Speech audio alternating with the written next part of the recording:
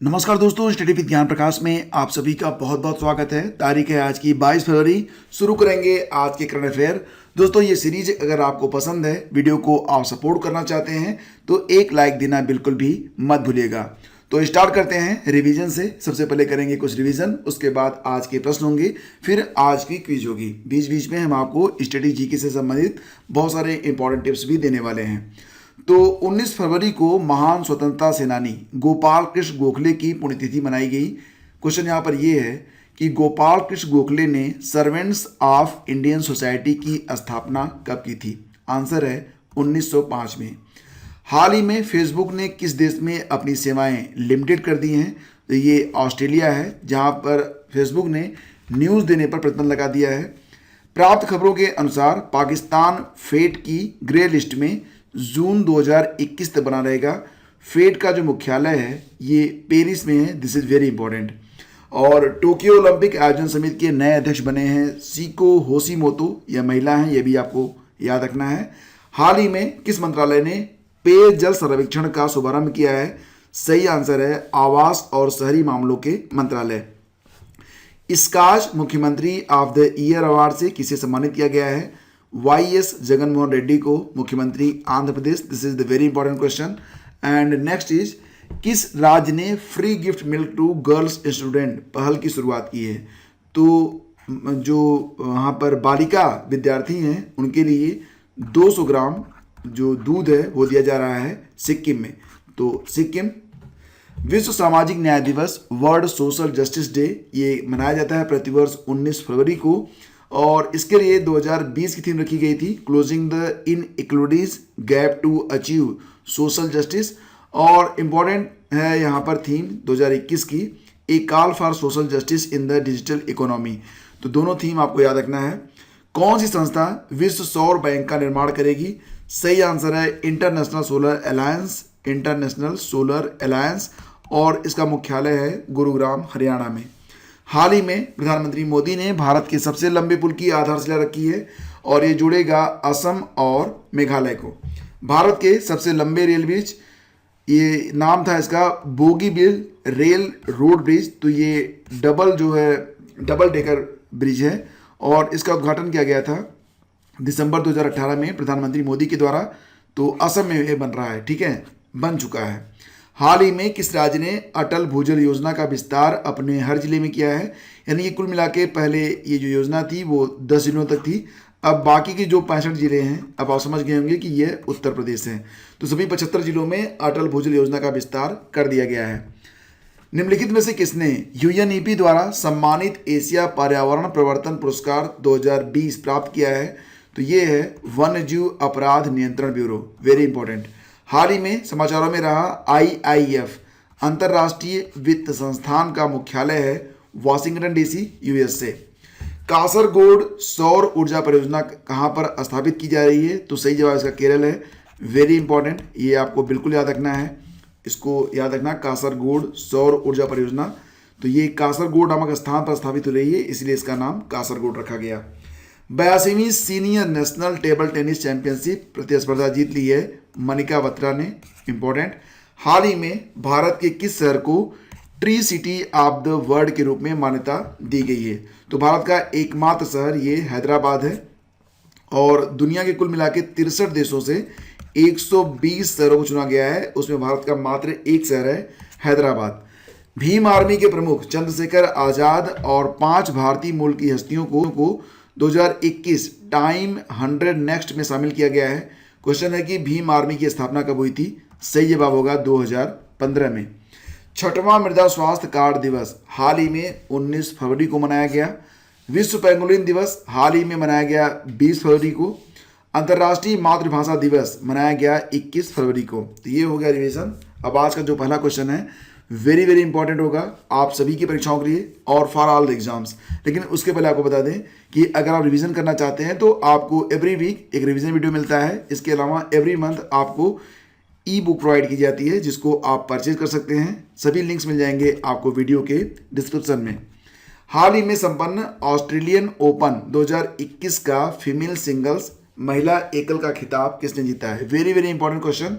और अभी इसका जो जब मैं वीडियो शूट कर रहा हूँ जब मैं बना रहा हूँ वीडियो, तो अभी इसका जो मेल सिंगल्स है उसका परिणाम नहीं आया है। फिलहाल ऑस्ट्रेलियन ओपन 2021 का जो फीमेल सिंगल्स है, महिला एकल का खिताब जीत लिया है नाओमी ओसाका ने, और ये रहने वाली कहाँ की है? जापान की। दोस्तों, जापान की महिला टेनिस स्टार नाओमी ओसाका ने जेन रेड्डी को सीधे सेटों में हराकर ऑस्ट्रेलियन ओपन 2021 का खिताब अपने नाम कर लिया है। वेरी वेरी इंपॉर्टेंट पॉइंट, इसको आपको बिल्कुल याद रखना है। यह उनका दूसरा ऑस्ट्रेलियन ओपन है, ठीक है, और उन्होंने सेमीफाइनल में ही सेरेना विलियम्स को, जो कि अमेरिका की हैं, उनको हरा दिया था। जापान की तीसरी वरीयता प्राप्त ओसाका ने पिछले साल 2020 भी यूएस ओपन का खिताब जीता था और 2019 में उन्होंने यही ऑस्ट्रेलियन ओपन जीता था। तो यानी कि एक वर्ष गैप के बाद इन्होंने दोबारा से ऑस्ट्रेलियन ओपन फीमेल सिंगल्स का खिताब अपने नाम कर लिया है। तो 2019 और फिर 2021 में, 2020 में ये यूएस ओपन का खिताब जीत चुकी हैं। आगे बढ़ते हैं। हाल ही में किस प्रदेश या केंद्र शासित प्रदेश के लिए निवेश पर 50% अनुदान और 10 साल तक जीएसटी में छूट की घोषणा केंद्र सरकार के द्वारा की गई है? वेरी वेरी इंपॉर्टेंट क्वेश्चन, और सही जवाब इसका बनेगा ऑप्शन सी, जम्मू और कश्मीर। तो कोरोना काल और विपरीत हालात से पार पा रहे जम्मू कश्मीर को 28,400 करोड़ के औद्योगिक पैकेज पर केंद्रीय वाणिज्य और उद्योग मंत्रालय ने मुहर लगा दी है। यह योजना जो है ये 1 अप्रैल से शुरू होकर अगले 16 साल तक चलेगी, सन 2037 तक। इसमें 20,000 करोड़ का निवेश जुटाने का लक्ष्य है, लाखों रोजगार सृजन का लक्ष्य है, और औद्योगिक इकाइयों के साथ साथ स्वास्थ्य, शिक्षा, पर्यटन और फिल्म निर्माण आदि पर भी बल दिया जाएगा। तो जैसा कि आप जानते हैं, जम्मू और कश्मीर के जो एलजी हैं, उपराज्यपाल ये मनोज सिन्हा जी हैं, और मुख्य न्यायाधीश हैं पंकज मित्तल जी। तो दोनों पॉइंट यहाँ पर काफ़ी इंपॉर्टेंट हैं। Stories I must tell the emotional journey of an actor नामक किताब किसकी आत्मकथा है? ये आत्मकथा अभी अप्रैल में आएगी, और पहचान रहे हैं आप इन्हें? ये कौन है? ये हैं कबीर बेदी। तो ऑप्शन बी इन्हीं की है, क्या है? आत्मकथा है। और ये जो है वेस्टलैंड जो प्रकाशन है उसके द्वारा प्रकाशित होगी। वेस्टलैंड प्रकाशन काफ़ी मशहूर है। अगर आप अमीश त्रिपाठी को जानते होंगे तो उनकी सभी रचनाएं वेस्टलैंड से ही प्रकाशित होती हैं। कारीगरों और कामगारों और ग्राहकों के बीच सेतु का काम करने वाला बहुचर्चित सेवा मित्र ऐप को कौन सा राज्य जारी करने जा रहा है? बताएंगे आपको कि सेवा मित्र ऐप क्या होता है। फिलहाल ये जो ऐप है ये मार्च के पहले सप्ताह में जारी करेगा उत्तर प्रदेश। तो ऑप्शन बी यहाँ पर बिल्कुल करेक्ट है। तो दोस्तों, कोरोना संक्रमण में प्रदेश छोड़कर अपने घर वापस लौटे प्रवासी श्रमिकों को काम की कमी नहीं होगी। उत्तर प्रदेश की योगी सरकार हर कुशल श्रमिक को काम दिलाने की कोशिश में लगी हुई है। इसमें क्या होगा कि जो सेवा मित्र मोबाइल ऐप होगा, इसमें जो भी कारीगर होंगे, जो भी लोग काम करना जानते हैं, तो वो लोग अपना इस पर एक प्रोफाइल बनाएंगे, और जिनको काम लेना होगा यानी कि जो ग्राहक होंगे वो लोग मोबाइल सेवा मित्र ऐप पर सर्च करेंगे। जो भी काम होगा, जैसे मान लीजिए कारपेंटर चाहिए उन्हें, प्लम्बर चाहिए उन्हें, या फिर कोई भी काम होगा, तो उसके लिए उन्हें संबंधित जो कैटेगरी मिल जाएगी, और उसमें वो कुछ दायरे में यानी कि निकट के जितने भी उन्हें अच्छे कैटेगरी के मिल जाएंगे काम करने वाले, वो मतलब उनके बीच में एक टाई अप हो जाएगा, फिर वो अपना काम करेंगे आकर। तो इससे क्या होगा कि रोज़गार देने और रोज़गार लेने, मतलब इसमें क्या होगा, काम लेने और काम देने दोनों में भी आसानी रहेगी। तो इस ऐप की मदद से कोई भी व्यक्ति बढ़ई, बिजली मिस्त्री, प्लम्बर, पुताई इत्यादि का कार्य करवा सकता है और ज़रूरत के अनुसार घर पर बुला सकता है। तो जल्दी ये ऐप लॉन्च होने वाला है, काफ़ी अच्छा ऐप होगा ये। हाल ही में किस मंत्रालय ने गो इलेक्ट्रिक अभियान शुरू किया है? तो दोस्तों, इसमें प्रदूषण की समस्या बहुत ही विश्वव्यापी होती जा रही है। तो अब कोशिश ये की जा रही है कि जो यहाँ पर भूमिगत जो ईंधन है, यानी कि जिसे आप जीवाश्म ईंधन कहते हैं, उस पर निर्भरता कम हो, स्वच्छ ईंधन अधिक से अधिक प्रयोग में लाया जाए। तो इसके लिए जो वाहन है उसको चलाने के लिए गो इलेक्ट्रिक अभियान स्टार्ट किया गया है सड़क परिवहन और राजमार्ग मंत्रालय के द्वारा। और ये हैं सड़क परिवहन और राजमार्ग मंत्री नितिन गडकरी जी, जो कि इस योजना का शुभारंभ कर रहे हैं। तो केंद्रीय सड़क और राजमार्ग मंत्री नितिन गडकरी ने हाल ही में गो इलेक्ट्रिक अभियान की शुरुआत की है। बढ़ते प्रदूषण और जीवाश्म ईंधन पर निर्भरता को कम करने का यह एक प्रयास होगा। हाल ही में भारत के किस शहर को tree city of the world के रूप में मान्यता दी गई है? ये क्वेश्चन कल के वीडियो में भी था, लेकिन क्वेश्चन काफ़ी इंपॉर्टेंट है, इसलिए मैं इसका रिवीजन करवा रहा हूँ। Tree city of the world ये चुना गया है हैदराबाद। दुनिया के कुल 62 देशों में से 120 शहर चुने गए हैं, उसमें भारत का एकमात्र शहर हैदराबाद है। ठीक है। हाल ही में किसने संबोधित किया है किसको? India Australia circular economy hackathon, इसको IAS कहते हैं। IAS को हाल ही में किसने संबोधित किया है? सही जवाब इसका होगा option A, PM Narendra Modi. तो दोस्तों प्रधानमंत्री श्री नरेंद्र मोदी ने वीडियो कॉन्फ्रेंसिंग के माध्यम से India Australia circular economy hackathon, जिसको आप कहेंगे IAS के कार्यक्रम को संबोधित किया है। एक सर्कुलर इकोनॉमी का तात्पर्य है कि इस तरह की सामग्रियों और एम्बेडेड संसाधनों के साथ, मतलब उन्हें बर्बाद करने के बजाय नए उत्पादों को बनाने के लिए उत्पादन चक्र में कचरे का पुनः उपयोग किया जाता है। IAS संयुक्त रूप से अटल इनोवेशन मिशन, नीति आयोग, भारत सरकार और राष्ट्रमंडल वैज्ञानिक और औद्योगिक अनुसंधान संगठन यानी कि CSIRO ऑस्ट्रेलिया द्वारा आयोजित किया गया था। भारत की 39 टीमों में 200 से अधिक प्रतिभागियों और ऑस्ट्रेलिया से 33 टीमों ने इसमें भाग लिया था। अब दोस्तों यहाँ पर जो हैकाथॉन के 4 प्रमुख विषय हैं उसको भी एक बार देख लीजिए। पैकेजिंग, कचरे को कम करने में पैकेजिंग में नवाचार, कचरे से बचने के लिए खाद्य आपूर्ति श्रृंखलाओं में नवाचार, प्लास्टिक कचरे में कमी के अवसर पैदा करना और महत्वपूर्ण ऊर्जा धातुओं और कचरे का पुनर्चक्रण। तो आप समझ रहे होंगे इसका उद्देश्य होता है नवीन प्रौद्योगिकी समाधानों के माध्यम से हमारे ग्रह के यानी कि पृथ्वी के दीर्घकालिक स्वास्थ्य और लचीलापन बढ़ाने के उद्देश्य से खाद्य प्रणाली मूल्य श्रृंखला में एक परिपक्व अर्थव्यवस्था के विकास के लिए नवीन समाधानों को बढ़ावा देने के लिए दोनों देशों के छात्रों और स्टार्टअप्स, जिसको आप MSME कहते हैं, MSME, तो इन चीज़ों को सक्षम करना। और ऑस्ट्रेलिया के प्रधानमंत्री हैं स्कॉट मॉरिसन, मुद्रा है ऑस्ट्रेलियाई डॉलर और राजधानी है कैनबरा। आगे बढ़ते हैं। नीति आयोग की प्रशासनिक परिषद की 6ठी बैठक को हाल ही में किसने संबोधित किया है और इसकी अध्यक्षता कौन करेगा? सही जवाब है इसका option B, PM Narendra Modi. ठीक है। तो नीति आयोग की गवर्निंग काउंसिल की शनिवार को बैठक हुई, इसकी अध्यक्षता प्रधानमंत्री नरेंद्र मोदी ने की। PM मोदी ने वीडियो कॉन्फ्रेंसिंग के जरिए नीति आयोग की गवर्निंग काउंसिल की 6ठी बैठक को संबोधित किया। इस बैठक में 6 चीज़ों पर फोकस किया गया। भारत को एक विनिर्माण हब बनाना, कृषि में सुधार, भौतिक इंफ्रास्ट्रक्चर में सुधार, मानव संसाधन विकास में तेजी लाना, जमीनी स्तर पर सेवाएं उपलब्ध कराना, स्वास्थ्य और पोषण, ये चीज़ें इसमें शामिल हैं। 6 चीज़ों पर फोकस किया गया। ये याद रखना कि अभी हाल ही में जो नीति आयोग की गवर्निंग काउंसिल की बैठक हुई है उसमें 6 चीज़ों पर ध्यान दिया गया है। नीति आयोग के बारे में बात करें तो नीति आयोग भारत सरकार द्वारा गठित एक नया संस्थान है जिसे योजना आयोग के स्थान पर बनाया गया 1 जनवरी 2015 को।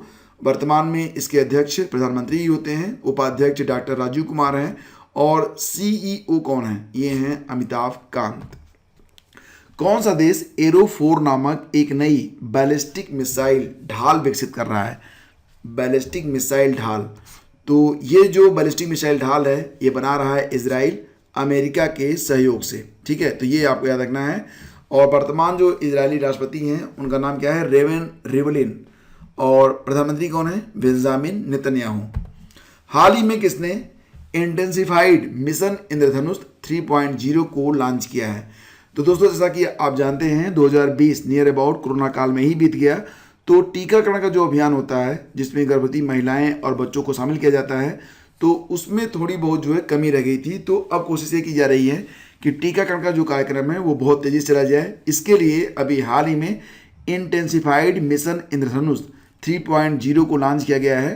किसके द्वारा? श्री हर्षवर्धन के द्वारा। तो ऑप्शन ए यहाँ पर बिल्कुल करेक्ट है। ठीक है, ऑप्शन ए। हाल ही में हेल्थ और फैमिली वेलफेयर मिनिस्टर हर्षवर्धन ने IMI 3.0 यानी कि इंटेंसिफाइड मिशन इंद्रधनुष 3.0 को लॉन्च किया है। एक वेब पोर्टल और ऑपरेशनल गाइडलाइंस को भी जारी किया गया है। इसका उद्देश्य क्या होता है कि जो बच्चे और गर्भवती महिलाएं टीकाकरण से 2020 में वंचित रह गए, उनका जो टीकाकरण है उसको तेजी से पूरा किया जाना।